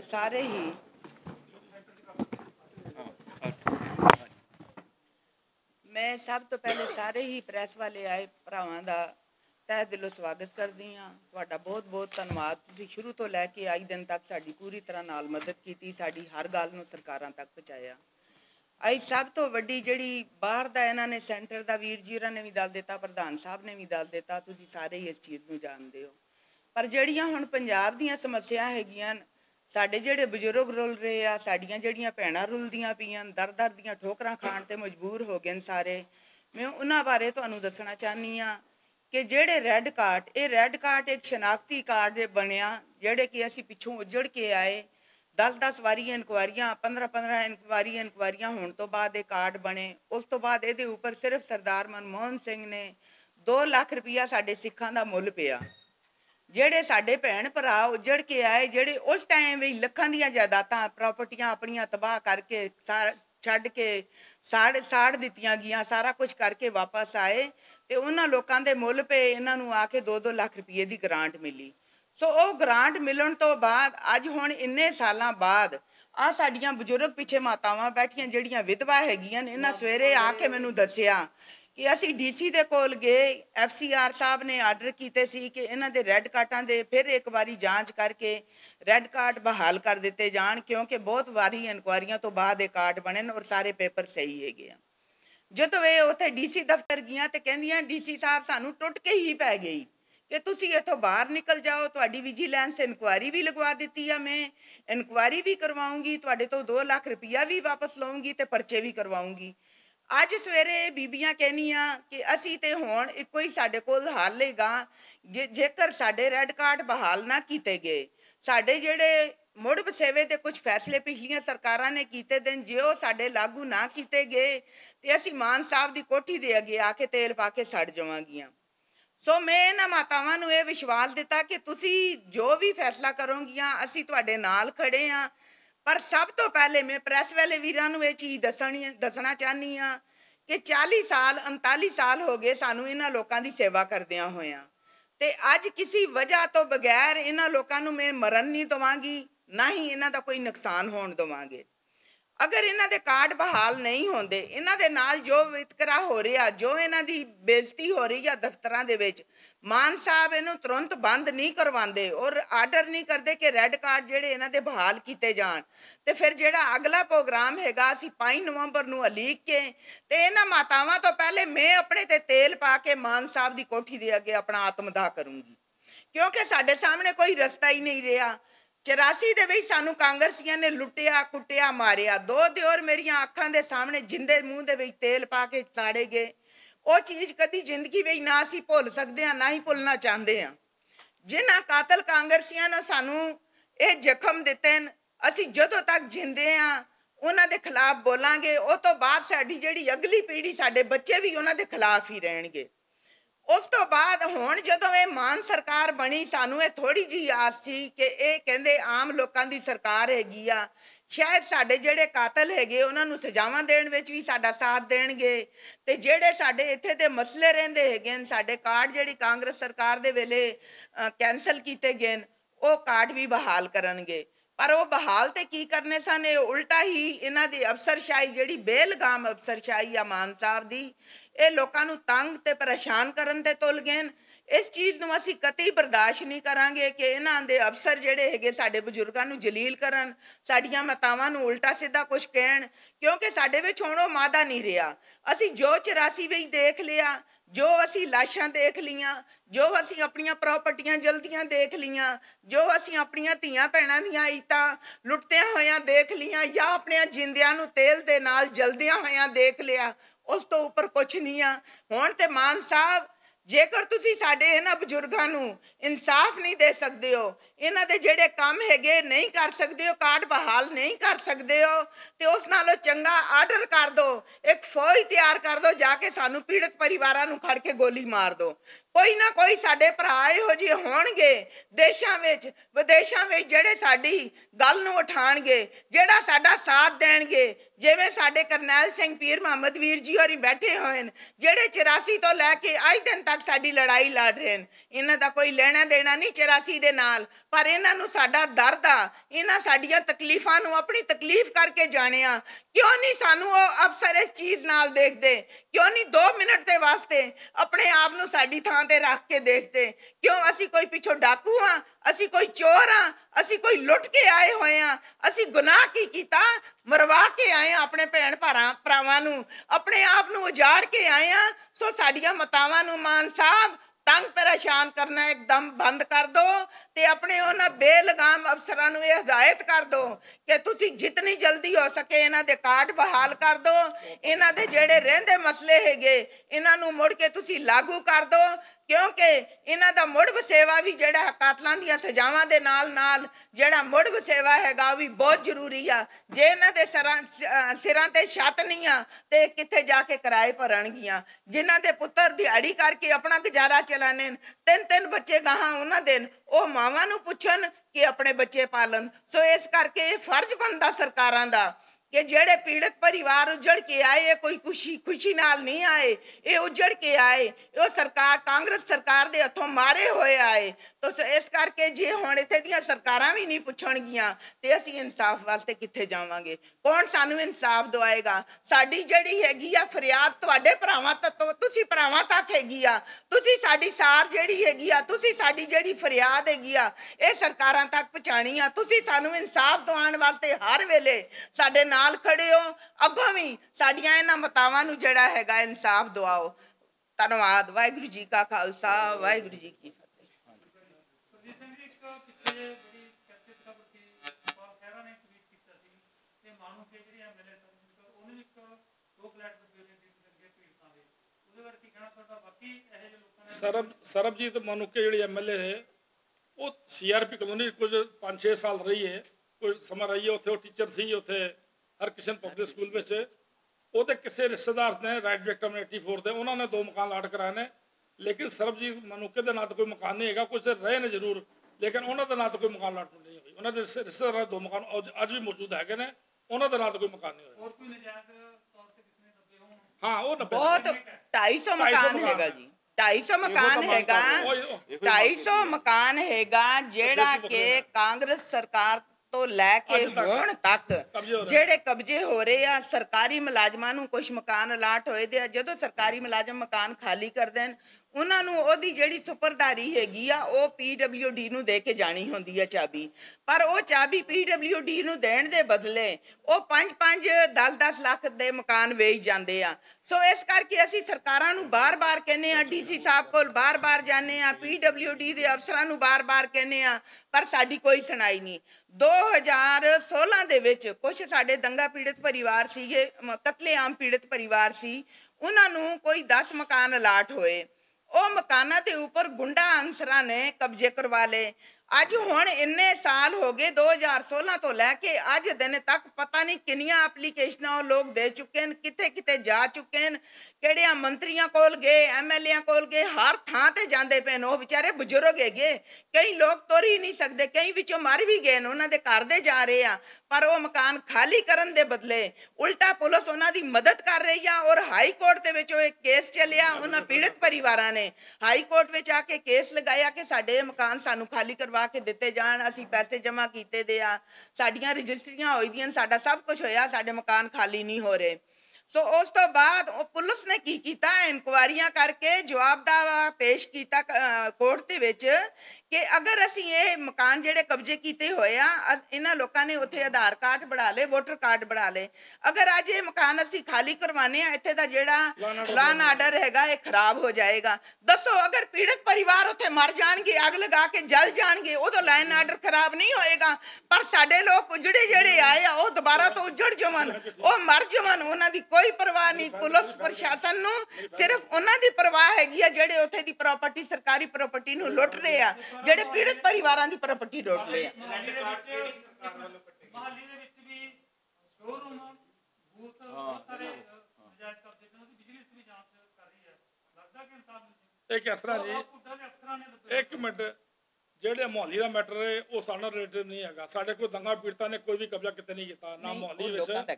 ਲੋਕਾਂ ਨੇ ਕੀਤੇ ਹੋਣਗੇ, ਬਿਲਕੁਲ ਠੀਕ ਆ, ਜੇ ਲੋਕਾਂ ਨੇ ਕੀਤੇ ਨੇ ਉਹਦੀ ਸਰਕਾਰ ਉਹਦੀ ਪੜਤਾਲ ਕਰੇ। ਅੱਛਾ, ਇੱਕ ਤੁਸੀਂ ਸਵਾਲ, ਮੁਹਾਲੀ ਸਰ, ਮੁਹਾਲੀ 2010 ਪਹਿਲਾਂ ਰੈਡ ਕਾਰਡ ਬਣੇ ਨੇ, 1986 ਚ ਬਣੇ ਨੇ, ਫਿਰ ਬਣੇ ਨੇ 2001 ਵਿੱਚ। ਇਹ ਕਾਂਗਰਸ ਦੇ ਸਰਕਾਰ ਵਿੱਚ, ਕਾਂਗਰਸ ਸਰਕਾਰ ਸੀ, ਉਹਨਾਂ ਨੇ ਐਫੀਡੇਵਿਟ, ਪਹਿਲੇ ਜਦੋਂ ਅਕਾਲੀ ਦਲ ਦੀ ਸਰਕਾਰ ਸੀ ਉਦੋਂ 3 ਅਫਸਰਾਂ ਨੇ ਐਫੀਡੇਵਿਟ ਦਿੱਤੇ ਹਾਈ ਕੋਰਟ ਦੇ ਵਿੱਚ, ਐਫਸੀਆਰ ਨੇ ਦਿੱਤਾ, ਡੀਸੀ ਲੁਧਿਆਣਾ ਨੇ ਦਿੱਤਾ, ਕਮਿਸ਼ਨਰ ਪਟਿਆਲਾ ਨੇ ਦਿੱਤਾ ਕਿ ਇਹ ਜਿਹੜੇ ਰੈੱਡ ਕਾਰਡ ਆ ਇਹ ਸਰਕਾਰੀ ਪਾਲਿਸੀ ਦੇ ਵਿੱਚ ਬਣੇ ਹੋਏ ਆ, ਇਹ ਬਿਲਕੁਲ ਸਹੀ ਬਣੇ ਹੋਏ ਆ। ਉਹ ਐਫੀਡੇਵਿਟ ਵੀ ਸਾਡੇ ਕੋਲ ਹੈਗੇ ਆ, ਸਾਨੂੰ ਅੱਜ ਇਹ ਹੈ ਨਹੀਂ ਸੀਗਾ, ਅਸੀਂ ਨਹੀਂ ਤੇ ਲੈ ਕੇ ਆਂਦੇ। ਨਹੀਂ, ਇਹ ਉਦੋਂ ਦਿੱਤਾ ਸੀ ਉਹਨਾਂ ਨੇ 2010 ਦੇ ਵਿੱਚ। ਕੈਪਟਨ ਦੀ ਸਰਕਾਰ ਨਹੀਂ, ਜਦੋਂ ਐਫੀਡੇਵਿਟ ਦਿੱਤੇ ਆ ਇਹ ਅਕਾਲੀ ਦਲ ਨੇ ਦਿੱਤੇ ਕਿ ਇਹ ਬਿਲਕੁਲ ਠੀਕ ਹੈਗੇ ਆ, ਪਾਲਿਸੀ ਵਿੱਚ ਬਣੇ ਆ। ਮੈਂ ਤਾਂ 1 ਮਿੰਟ ਸੁਣਨਾ ਜੀ, ਇਹ ਜਿਹੜੇ ਰੈੱਡ ਕਾਰਡ ਜਦੋਂ ਬਣੇਗੇ, ਜਦੋਂ ਇਹ ਜਦੋਂ ਕੱਟੇ ਗਏ ਸੀਗੇ, ਇਹ ਅਕਾਲੀ ਦਲ ਦੀ ਸਰਕਾਰ ਸੀਗੀ, ਪਰ ਅਕਾਲੀ ਦਲ ਨੇ ਜਦੋਂ ਇਹਦੀ ਇਨਕੁਆਇਰੀ ਕੀਤੀ ਉਸ ਤੋਂ ਬਾਅਦ ਇਹਨਾਂ ਦੇ ਅਫਸਰਾਂ ਨੇ, ਐਫਸੀਆਰ ਨੇ, ਡੀਸੀ ਲੁਧਿਆਣਾ ਨੇ ਔਰ ਕਮਿਸ਼ਨਰ ਪਟਿਆਲਾ ਨੇ ਐਫੀਡੇਵਿਟ ਦਾਇਰ ਕੀਤੇ ਹਾਈ ਕੋਰਟ ਦੇ ਵਿੱਚ ਕਿ ਇਹ ਰੈੱਡ ਕਾਰਡ ਸਰਕਾਰ ਦੀ ਪਾਲਿਸੀ ਵਿੱਚ ਇਨਕੁਆਇਰੀਆਂ ਕਰਨ ਤੋਂ ਬਾਅਦ, ਪੂਰੇ ਪੇਪਰ ਦੇਖਣ ਤੋਂ ਬਾਅਦ ਬਣਾਏ ਗਏ ਔਰ ਇਹ ਰੈੱਡ ਕਾਰਡ ਸਹੀ ਹੈਗੇ ਆ। ਉਸ ਤੋਂ ਬਾਅਦ ਇਸ ਤਰ੍ਹਾਂ ਕੇਸ ਚੱਲਦਾ ਰਿਹਾ ਜੀ। ਜਦੋਂ ਆਈ ਕਾਂਗਰਸ ਦੀ ਸਰਕਾਰ, ਅਕਾਲੀ ਦਲ ਦੀ ਸਰਕਾਰ ਚਲੀ ਗਈ, ਕਾਂਗਰਸ ਦੀ ਸਰਕਾਰ ਆਈ, ਕਾਂਗਰਸ ਦੀ ਸਰਕਾਰ ਨੇ ਆ ਕੇ 3 ਸਾਲ ਬਾਅਦ ਉੱਥੇ ਆ ਕੇ ਐਫੀਡੇਵਿਟ ਫਾਈਲ ਕਰ ਦਿੱਤਾ ਕਿ ਇਹ ਰੈੱਡ ਕਾਰਡ ਜਿਹੜੇ ਗਲਤ ਹੈਗੇ ਆ ਇਹਨਾਂ ਨੂੰ ਕੈਂਸਲ ਕੀਤਾ ਜਾਵੇ। ਇਹ ਭਾਰਤ ਭੂਸ਼ਣ ਆਸ਼ੂ ਨੇ ਕਰਵਾਏ ਜੀ, ਇਹ ਉਹਨੇ ਹੀ ਐਫੀਡੇਵਿਟ ਦਵਾਇਆ ਡੀਸੀ ਲੁਧਿਆਣਾ ਤੋਂ। ਔਰ ਫਿਰ ਉਸ ਤੋਂ ਬਾਅਦ ਜਦੋਂ ਉਹਨਾਂ ਨੇ ਇਹ ਕੈਂਸਲ ਕਰ ਦਿੱਤੇ ਰੈੱਡ ਕਾਰਡ ਸਾਡੇ, ਉਹਨਾਂ ਨੇ ਉਦੋਂ ਸ਼ੁਰੂ ਕਰ ਦਿੱਤੀ ਮੁਹਿੰਮ ਕਿ ਇਹਨਾਂ ਤੋਂ 2 ਲੱਖ ਵਾਪਸ ਲਿਆ ਜਾਏ, ਜਿਹਦੇ ਕੋਲ ਕੋਈ ਮਕਾਨ ਆ ਉਹ ਵਾਪਸ ਲਿਆ ਜਾਏ, ਕਿਸੇ ਨੂੰ ਬੂਥ ਮਿਲਿਆ ਉਹ ਵਾਪਸ ਲਿਆ ਜਾਏ। ਫਿਰ ਅਸੀਂ ਉਹਦੇ ਬਾਰੇ ਬੜਾ ਰੋਲਾ ਪਾਇਆ, ਇੱਥੇ ਅਸੀਂ ਕਲਗੀਧਰ ਆ ਕੇ ਇੱਕ ਪ੍ਰੈਸ ਕਾਨਫਰੰਸ ਕੀਤੀ, ਸਾਡੇ ਸਾਰੇ ਪ੍ਰੈਸ ਵਾਲਿਆਂ ਨੇ ਸਾਡੀ ਮਦਦ ਕੀਤੀ, ਚਲੋ ਸਰਕਾਰ ਤੱਕ ਗੱਲ ਪਹੁੰਚੀ, ਸਾਡਾ ਉਹ ਮਸਲਾ ਉੱਥੇ ਠੰਡਾ ਹੋ ਗਿਆ। ਉਹ ਤੋਂ ਬਾਅਦ ਜਦੋਂ ਹੁਣ ਇਹ ਆਮ ਪਾਰਟੀ ਦੀ ਸਰਕਾਰ ਬਣੀ, ਸਾਨੂੰ ਇਹ ਸੀਗੀ ਸ਼ਾਇਦ ਇਹ ਆਣਗੇ, ਇਹਨਾਂ ਨੇ ਆ ਕੇ ਸਾਡੇ ਫਿਰ ਇੱਕ ਵਾਰੀ ਇਨਕੁਆਇਰੀਆਂ ਕਰਕੇ ਸਾਡੇ ਕਾਰਡ ਬਹਾਲ ਕਰਨਗੇ। ਪਰ ਐਫਸੀਆਰ ਜੰਜੂਆ ਸਾਹਿਬ ਦੇ ਕੋਲ ਕਿਹੜੇ ਕੋਈ ਮੰਤਰੀ ਆਏ, ਕੌਣ ਆਇਆ ਹੈਗਾ ਕਾਂਗਰਸ ਦਾ, ਨਾਲ ਉਹਨਾਂ ਬੰਦਿਆਂ ਨੂੰ ਲੈ ਕੇ ਆਏ ਕਾਂਗਰਸੀਆਂ ਨੂੰ, ਉਹਨਾਂ ਨੇ ਆਂਦਿਆਂ ਹੀ ਕਾਰਡ ਤੇ ਕੈਂਸਲ ਕੀਤੇ ਹੀ ਕੀਤੇ। ਸਾਡੇ ਲੋਕਾਂ ਨੂੰ ਬੁਲਾ ਕੇ ਬਗੈਰ ਪੇਪਰ ਦੇਖੇ ਤਾਂ ਉਹਨਾਂ ਨੇ ਕਾਰਡ ਕੈਂਸਲ ਕੀਤੇ ਔਰ ਨਾਲ ਹੀ ਵਿਜੀਲੈਂਸ ਨੂੰ ਇਨਕੁਆਇਰੀ ਮਾਰਕ ਕਰ ਦਿੱਤੀ। ਦੱਸੋ ਜੀ, ਵਿਜੀਲੈਂਸ ਨੂੰ ਇਨਕੁਆਇਰੀ ਮਾਰਕ ਕਰਨ ਦਾ ਮਤਲਬ ਇਹ ਹੈਗਾ ਇਹਨਾਂ ਲੋਕਾਂ ਨੇ ਕੋਈ ਡਾਕੇ ਮਾਰੇ ਆ, ਕੋਈ ਕਤਲ ਕੀਤਾ, ਕੋਈ ਬਹੁਤ ਵੱਡੀ ਕੋਈ ਸਰਕਾਰ ਦੀ ਪ੍ਰਾਪਰਟੀ ਇਹਨਾਂ ਨੇ ਹੜਪ ਲਈ, ਇੱਕ 2-2 ਲੱਖ ਦੀ ਇਹਨਾਂ ਨੂੰ ਗ੍ਰਾਂਟ ਮਿਲੀ ਜਾਂ ਕਿਸੇ ਨੂੰ ਮਕਾਨ ਮਿਲਿਆ ਹੋਇਆ, ਤੇ ਇਹਨਾਂ ਨੂੰ ਤੇ ਵਿਜੀਲੈਂਸ ਦੀ ਇਨਕੁਆਇਰੀ ਕਰਨ ਦਾ ਕੋਈ ਮਤਲਬ ਹੀ ਨਹੀਂ ਹੈਗਾ। ਪਰ ਇਹ ਸਰਕਾਰ ਨੇ ਕਰਵਾਈ ਇਨਕੁਆਇਰੀ। ਉਹ ਖੁਦ ਵਿਜੀਲੈਂਸ ਵਾਲੇ ਇਸ ਚੀਜ਼ ਤੋਂ ਹੈਰਾਨ ਹੈਗੇ ਆ ਕਿ ਰੈੱਡ ਕਾਰਡਾਂ ਦੀ ਜਿੰਨੀਆਂ ਫਾਈਲਾਂ ਚੈੱਕ ਕੀਤੀਆਂ ਸਾਰੀਆਂ ਫਾਈਲਾਂ ਸਹੀ ਹੈਗੀਆਂ, ਇਹ ਕਾਰਡ ਕੈਂਸਲ ਕਿਉਂ ਹੋਏ? ਛੋਟੇ-ਛੋਟੇ ਮਸਲੇ ਹੈਗੇ, ਕੋਈ ਕਿਰਾਏ ਤੇ ਬਦਲ ਗਿਆ ਮਕਾਨ, ਉਹ ਬੰਦਾ ਮਿਲਿਆ ਨਹੀਂ, ਇਹਨਾਂ ਨੇ ਕਾਰਡ ਕੈਂਸਲ ਕਰ ਦਿੱਤੇ। ਸੋ ਹੁਣ ਜਿਹੜੀ ਉੱਥੇ ਦੀ ਡੀਸੀ ਲੱਗੀ ਹੋਈ ਆ, ਖਾਸ ਕਰਕੇ ਲੇਡੀਜ਼ ਹੈਗੀ ਆ, ਮੈਂ ਉਹਨਾਂ ਦਾ ਰਵਈਆ ਜਿਹੜਾ ਹੈਗਾ ਅੱਜ ਸਵੇਰੇ ਇਹਨਾਂ ਮਹਿਤਾਵਾਂ ਨੇ ਵੀ ਆ ਕੇ ਦੱਸਿਆ ਸਾਡੇ ਤੋਂ ਉਹਨਾਂ ਨਾਲ ਵੀ ਉਹਨਾਂ ਨੇ ਬਹੁਤ ਗਲਤ ਵਿਵਹਾਰ ਕੀਤਾ ਸਾਨੂੰ ਤੇ ਉਹ ਐ ਕਹਿੰਦੇ ਆ ਮੈਂ ਬਾਹਰ ਲਿਖ ਕੇ ਲਗਾਉਂਗੀ ਕਿ ਦੰਗਾ ਪੀੜਤਾਂ ਦੀ ਐਂਟਰੀ ਜਿਹੜਾ ਹੈਗੀ ਆ ਇਸ ਮੇਰੇ ਕਮਰੇ ਵਿੱਚ ਨਹੀਂ ਹੋਏਗੀ ਨੋ ਐਂਟਰੀ ਦਾ ਬੋਰਡ ਲਗਾਉਂਗੀ ਦੰਗਾ ਪੀੜਤਾਂ ਵਾਸਤੇ ਉਹ ਤੁਸੀਂ ਇਹ ਤੇ ਦੱਸੋ ਭਈ ਅਸੀਂ ਪੀੜਤ ਪਰਿਵਾਰ ਜਾਵਾਂ ਕਿਤੇ ਪਹਿਲੀ ਗੱਲ ਤੇ ਇਹ ਦੰਗਾ ਪੀੜਤ ਸਾਡੇ ਮੂੰਹ ਵਿੱਚ ਪਾ ਦਿੱਤਾ ਇਹਨਾਂ ਸਰਕਾਰਾਂ ਨੇ ਅਸੀਂ ਦੰਗਾ ਪੀੜਤ ਹੈ ਹੀ ਨਹੀਂ ਆ ਅਸੀਂ ਕਤਲੇਆਮ ਪੀੜਤ ਹੈਗੇ ਆ ਸਾਡੇ ਕਤਲ ਹੋਏ ਸਾਡੇ ਘਰਾਂ ਦੇ 2-2 4-4 ਜੀ ਮਰੇ ਸਾਡੇ ਘਰਾਂ ਦੇ ਬੰਦੇ 35-35 ਸਾਲ ਬੈੱਡਾਂ ਤੇ ਰਹਿਣ ਉਸ ਟਾਈਮ ਦੇ ਮਾਰੇ ਹੋਏ ਹਾਂਜੀ Shruti Malik DC deputy commissioner Shruti Malik ਫਿਰ ਸਵੇਰੇ ਮਾਤਾਵਾਂ ਬੈਠੀਆਂ ਕਹਿੰਦੀਆਂ ਸਾਨੂੰ ਟੁੱਟ ਕੇ ਪਈ ਹੋ ਪੁਲਿਸ ਦਾ ਕਾਰਨਾਮਾ ਦੇਖੋ ਲੁਧਿਆਣਾ ਪੁਲਿਸ ਦਾ ਕਾਰਨਾਮਾ ਦੇਖੋ ਸੁਰਭੀ ਮਲਿਕ ਲੁਧਿਆਣਾ ਦੇਖੋ ਪੁਲਿਸ ਦਾ ਕਾਰਨਾਮਾ ਦੇਖੋ ਜਿਹੜੇ ਦੰਗਾ ਪੀੜਤਾਂ ਦੇ ਮਕਾਨਾਂ ਤੇ ਕਬਜ਼ੇ ਕੀਤੇ ਲੋਕਲ ਬੰਦਾ ਕਰ ਲਏ ਬਦਮਾਸ਼ ਜਿਹੜੇ ਉੱਥੇ ਗੈਂਗ ਜਿਹੜਾ ਹੈਗਾ ਉੱਥੇ ਅਸੀਂ ਬੜੀ ਕੋਸ਼ਿਸ਼ ਕੀਤੀ ਇਹ ਗਲਾਡੇ ਨੇ ਚਿੱਠੀ ਲਿਖੀ ਹੈ ਪੁਲਿਸ ਕਮਿਸ਼ਨਰ ਸਾਹਿਬ ਨੂੰ ਤੇ ਡੀਸੀ ਨੂੰ ਚਿੱਠੀ ਦੇਖੋ ਜੀ ਉਹ ਕਹਿੰਦੇ ਨੇ ਕਿ ਅਸੀਂ ਅਲਾਟਮੈਂਟ ਬਿਲਕੁਲ ਠੀਕ ਕੀਤੀ ਹੈ ਸਾਰੇ ਕਾਗਜ਼ ਪੱਤਰ ਚੈੱਕ ਕੀਤੇ ਨੇ ਇਹ ਨਜਾਇਜ਼ ਕਬਜ਼ੇ ਤੇ ਫਲਾਣੇ ਬੰਦੇ ਬੈਠੇ ਨੇ ਡਿਪਟੀ ਕਮਿਸ਼ਨਰ ਨਿਯੁਕਤ ਕਰਕੇ ਡੀਸੀ ਦੇ ਮਕਾਨ ਖਾਲੀ ਕਰਾ ਕੇ ਦੇਵੇ ਤੇ ਪੁਲਿਸ ਨਾਲ ਲੈ ਲਈ ਜਾਏ ਉਹ ਗੱਲ ਹੀ ਸੁਣੀ ਨਾ ਡੀਸੀ ਨੇ ਸੁਣੀ ਨਾ ਪੁਲਿਸ ਪ੍ਰਸ਼ਾਸਨ ਸੁਣੀ ਉਹਨਾਂ ਨੇ ਆਪਣਾ ਪ੍ਰਭਾਵ ਵਰਤ ਕੇ ਆਮ ਪਾਰਟੀ ਦੇ ਕੋਈ ਲੀਡਰ ਨੂੰ ਮਿਲ ਕੇ ਉਹ ਜਿਹੜੇ ਬੰਦੇ ਸਨ 10 ਜਿਹੜੇ ਰਾਈਟ ਵਿਕਟਮ ਨੇ ਉਹ ਚਲੇ ਗਏ ਹਾਈ ਕੋਰਟ ਦੇ ਵਿੱਚ ਡਬਲ ਬੈਂਚ ਨੇ ਉੱਥੇ ਉਹਦੀ ਕੇਸ ਲੱਗਾ ਉਹਨਾਂ ਦਾ ਹਾਈ ਕੋਰਟ ਨੋਟਿਸ ਕਰਤਾ ਹਾਈ ਕੋਰਟ ਨੋਟਿਸ ਕੀਤਾ ਸੀਪੀ ਸਾਹਿਬ ਨੂੰ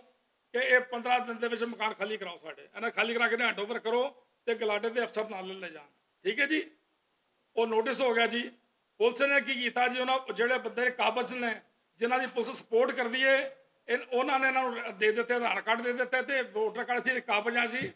ਪੁਲਿਸ ਨੇ ਆਪਣਾ ਜਵਾਬ ਦਾ ਫਾਈਲ ਕਰਤਾ ਹਾਈ ਕੋਰਟ ਦੇ ਵਿੱਚ ਕਿ ਜੀ ਇਹ ਬੰਦੇ ਬੈਠੇ ਨੇ 5-6 ਸਾਲ ਤੋਂ ਕਬਜ਼ੇ ਕੀਤੇ ਹੋਏ ਨੇ ਇਹਨਾਂ ਦੇ ਇਹ ਕਾਰਡ ਬਣੇ ਨੇ ਆਧਾਰ ਕਾਰਡ ਤੇ ਵੋਟਰ ਕਾਰਡ ਬਣੇ ਜੇ ਅਸੀਂ ਮਕਾਨ ਖਾਲੀ ਕਰਾਵਾਂਗੇ ਤੇ law and order the problem ਖੜੀ ਹੋਗੀ ਇੱਕ ਕਿਤਾਬ ਤੇ ਮਾਨ ਸਾਹਿਬ ਕਹਿੰਦੇ ਨੇ ਸਰਕਾਰ ਕਹਿੰਦੀ ਕਿ ਜਿਨ੍ਹਾਂ ਨੇ ਭਾਵੇਂ 50 ਸਾਲ ਤੋਂ ਕਬਜ਼ੇ ਕੀਤੇ ਨੇ ਭਾਵੇਂ 30 ਸਾਲ ਤੋਂ ਭਾਵੇਂ 20 ਸਾਲ ਤੋਂ ਕੀਤੇ ਨੇ ਅਸੀਂ ਨਜਾਇਜ਼ ਕਬਜ਼ੇ ਨਹੀਂ ਹੋਣ ਦੇਵਾਂਗੇ ਹੁਣ ਇਹ ਦੇਖੋ ਜੀ ਕੀ ਤਮਾਸ਼ਾ ਹੋ ਰਿਹਾ ਮਾਨ ਸਾਹਿਬ ਮੁੱਖ ਮੰਤਰੀ ਸਾਹਿਬ ਜੀ ਇਹ ਵੀ ਦੇਖੋ ਨਾ ਇੱਧਰ ਵੀ ਜਿਹੜਾ ਝਾਤੀ ਮਾਰੋ ਨਾ 200-250 ਮਕਾਨ ਨੇ ਤੇ ਤਕਰੀਬਨ 200 ਮਕਾਨ ਹੋਰ ਨੇ ਗਲਾਡੇ ਦੇ ਕਬਜ਼ੇ ਕੀਤੇ ਨੇ ਦੰਗਾ ਪੀੜਤਾਂ ਦੇ ਉਹ ਵੀ 10 ਸਾਲ ਹੋ ਗਏ ਨੇ ਫੇਸ 3 ਦੁਗਰੀ ਕੀਤੇ ਨੇ ਉਹ ਵੀ ਕੋਈ ਗੁੰਡੇ ਅਨਸਰੀ ਨੇ ਕੋਈ ਲੱਖ ਦਾ ਮਕਾਨ ਵੇਚਦਾ ਕਿ 2 ਲੱਖ ਦਾ ਵੇਚਦਾ ਉਹ ਵੀ ਖਾਲੀ ਕਰਾਓ ਸਾਡੇ ਇਨਕੁਆਰੀ ਕਰਾਉਂਦੇ ਰਹੇ ਆਸ਼ੂ ਪਹਿਲਾਂ ਕਰਾਉਂਦੇ ਰਹੇ ਸਾਡੇ ਮਗਰ ਵੀ ਪਏ ਰਹੇ ਮੈਂ ਸਾਡੇ ਪੈ ਜਾ ਸਾਨੂੰ ਕਲੀਨ ਚਿੱਟਾ ਦਿੱਤੀਆਂ ਉਹਨਾਂ ਸਾਰਾ ਕੁਝ ਲਿਆ ਇਹ ਸਾਰੇ ਮਸਲੇ ਨੇ ਇਹ ਸਰਕਾਰਾਂ ਨੂੰ ਚਾਹੀਦਾ ਕਿ ਜਿਹੜੇ ਮਸਲੇ ਨੇ ਪੰਜਾਬ ਗਵਰਨਮੈਂਟ ਹੱਲ ਕਰੇ ਜਿਹੜੀ ਸਜ਼ਾਵਾਂ ਦੀ ਗੱਲ ਹੈ ਉਹ ਭਾਰਤ ਸਰਕਾਰ ਕਰੇ ਅਮਿਤ ਸ਼ਾਹ ਜੀ ਕਰਨ ਮੋਦੀ ਸਾਹਿਬ ਕਰਨ ਇਹ ਤਾਂ ਹੀ ਜਿਹੜਾ ਮਸਲਾ ਜਿਹੜਾ ਹੈ ਇਹਨੂੰ ਮਸਲੇ ਨੂੰ ਹੱਲ ਕੀਤਾ ਜਾ ਸਕਦਾ ਓਕੇ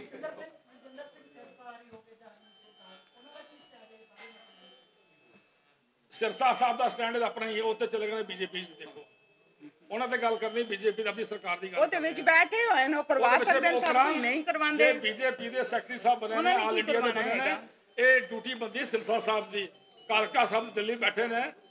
ਉਹ ਇੱਕ ਕਮਿਸ਼ਨ ਬਣਵਾਉਣ ਤੁਰਤ ਕਮਿਸ਼ਨ ਬਣਵਾਉਣ ਮੋਦੀ ਸਾਹਿਬ ਨੂੰ ਬੁਲਾਇਆ ਸੀ ਉਹਨਾਂ ਨੂੰ ਆਪਣਾ ਅਮਿਤ ਸ਼ਾਹ ਜੀ ਨੂੰ ਬੁਲਾ ਕੇ ਉਹਨੂੰ ਕਿਹਾ ਉਹਨਾਂ ਨੂੰ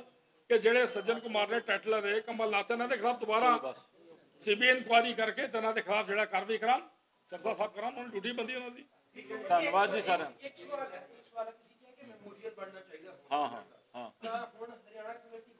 ਹਾਂ ਦੇਖੋ ਗੱਲ ਇਹ ਆ ਸ੍ਰੀ ਅਕਾਲ ਤਖਤ ਸਾਹਿਬ ਜੀ ਦੇ ਜਥੇਦਾਰ ਉਹ ਸਾਰੀਆਂ ਕਮੇਟੀਆਂ ਤੋਂ ਉੱਪਰ ਨੇ ਸ੍ਰੀ ਅਕਾਲ ਤਖਤ ਸਾਹਿਬ ਜੀ ਦੇ ਜਥੇਦਾਰ ਨੇ ਆਪ ਸਟੋਨ ਲਗਾਇਆ 6 ਮਾਰਚ 2011 ਨੂੰ ਹੁਣ ਉਹ ਅੱਗੇ ਸ਼੍ਰੋਮਣੀ ਗੁਰਦੁਆਰਾ ਪ੍ਰਬੰਧਕ ਕਮੇਟੀ ਦੀ ਐਗਜ਼ੈਕਟਿਵ ਨੇ ਮਤਾ ਪਾਸ ਕਰਤਾ ਅਸੀਂ ਤਾਂ ਇਹੋ ਗੱਲ ਚਾਹੁੰਦੇ ਹਾਂ ਕਿ ਦਿੱਲੀ ਗੁਰਦੁਆਰਾ ਮੈਨੇਜਮੈਂਟ ਕਮੇਟੀ ਹੋਵੇ ਉਹਨਾਂ ਨੇ ਵੀ ਸੱਚ ਦੀ ਦੀਵਾਰ ਬਣਾਈ ਰਕਾਬਗੰਜ ਗੁਰਦੁਆਰਾ ਸਾਹਿਬ ਦੇ ਕੰਪਲੈਕਸ ਦੇ ਅੰਦਰ ਇਸੇ ਤਰੀਕੇ ਦੇ ਨਾਲ ਇਹਨੂੰ ਤਾਂ ਪ੍ਰਜ਼ਰਵ ਕਰਨਾ ਇਹਨੂੰ ਕੋਈ ਤੋੜਨਾ ਨਹੀਂ ਇਹਦੀਆਂ ਦੀਵਾਰਾਂ ਕਰਨੀਆਂ ਔਰ ਉੱਥੇ ਅਸੀਂ ਜਿਹੜੇ ਰੌਕ ਗਾਰਡਨ ਜਿਨ੍ਹਾਂ ਨੇ ਨਿਰਮਾਣ ਕੀਤਾ ਸੀ ਨੇਕ ਚੰਦ ਜੀ ਉਹਨਾਂ ਨੂੰ ਖੁਦ ਮੈਂ ਉੱਥੇ ਲੈ ਕੇ ਗਿਆ ਸੀ ਅੱਜ ਆਪਣੇ ਵਿੱਚ ਨਹੀਂ ਰਹੇ ਔਰ ਨੇਕ ਚੰਦ ਜੀ ਨੇ ਸਾਨੂੰ ਸਲਾਹ ਦਿੱਤੀ ਸੀ ਕਿ ਇਹਨੂੰ ਜੈਨੋਸਾਈਡ ਮੈਮੋਰੀਅਲ ਤੁਸੀਂ ਬਣਾ ਕੇ ਦੁਨੀਆ ਨੂੰ ਦੱਸੋ ਕਿ ਅੱਜ ਹੁਣ ਇਜ਼ਰਾਈਲ ਤੇ ਹਮਾਸ ਦੀ ਗੱਲ ਚੱਲ ਰਹੀ ਹੈ ਕਿ ਜਿਹੜਾ ਉਸ ਵੇਲੇ ਹਿਟਲਰ ਨੇ ਜੋ ਜ਼ੁਲਮ ਕੀਤਾ ਜਰਮਨੀਆਂ ਨੇ ਉਹ ਆਪਣੇ ਯਹੂਦੀਆਂ ਨੇ ਅੱਜ ਤੱਕ ਉਹਨੂੰ ਸੰਭਾਲ ਕੇ ਰੱਖਿਆ ਹੋਇਆ ਜੋ ਕੁਝ ਉੱਥੇ ਹੋਇਆ ਇਸੇ ਤਰੀਕੇ ਨਾਲ ਮੌਕੇ ਦੀ ਹਕੂਮਤ ਨੇ ਉਹਦੀ ਸਰਪ੍ਰਸਤੀ ਹੇਠ ਜਿਹੜਾ ਐਡਾ ਵੱਡਾ ਜ਼ੁਲਮ ਹੋਇਆ ਉਹਦੀ ਦਾਸਤਾਨ ਜਿਹੜੀ ਹੈ ਉਹ ਲੋਕ ਦੇਖਣ ਕਿ ਆਹ ਕੁਝ ਉਸ ਵੇਲੇ ਦੀਆਂ ਸਰਕਾਰਾਂ ਨੇ ਵੋਟਾਂ ਦੀ ਖਾਤਰ ਕੀਤਾ ਸੀ। ਸੋ ਉਹ ਜੇ ਹਰਿਆਣਾ ਗੁਰਦੁਆਰਾ ਮੈਨੇਜਮੈਂਟ ਕਮੇਟੀ ਕਰਦੀ ਸਾਨੂੰ ਤਾਂ ਵੀ ਕੋਈ ਇਤਰਾਜ਼ ਨਹੀਂ।